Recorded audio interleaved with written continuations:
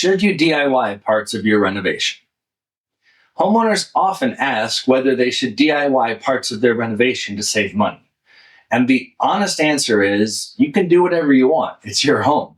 But that doesn't mean that every approach is something that I can build around. When I take on a renovation, I'm responsible for the outcome. That responsibility only works if I'm able to control the work, the sequencing, and the conditions that the project is built under.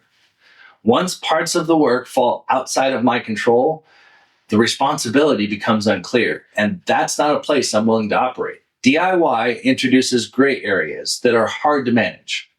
If a project is fully under my scope and something fails later, I know exactly where the responsibility sits. If the homeowner completes part of the work and a failure touches anything they did, even indirectly, it becomes difficult to separate causes. That uncertainty affects warranties, long-term performance, and how problems get resolved.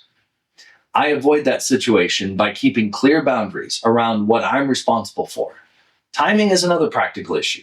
Renovations depend on coordination across multiple crews, trades, inspections, and material deliveries. Schedules are built around people who do this work every day and can commit to a specific window of time. Adding a homeowner's availability into that sequence introduces variables I can't reliably plan around. Even well-intentioned DIY work tends to slow the overall schedule and disrupt coordination. There's also a management reality that most people don't expect. When a homeowner takes on part of the work, it often requires more oversight, not less. I still have to plan for contingencies, verify conditions, and be prepared to correct or adapt to what was done. That management time has to be accounted for in the budget. Even if you're doing the labor yourself, the only thing typically saved is that direct labor. The planning, the supervising, the risk, I still have to manage all that. Demolition is a common example that people ask about. If you want to do your own demolition before we start, that could be fine. But if something is damaged or removed incorrectly or exposed without being addressed properly, the project may need a change order. That can result in additional work and costs, not as a penalty, but because the conditions are now different. If my crew does the demo, I own the outcome. If the homeowner does it, I don't, and the project adjusts accordingly. Quality still matters as well. My craftsmen specialize in their trades.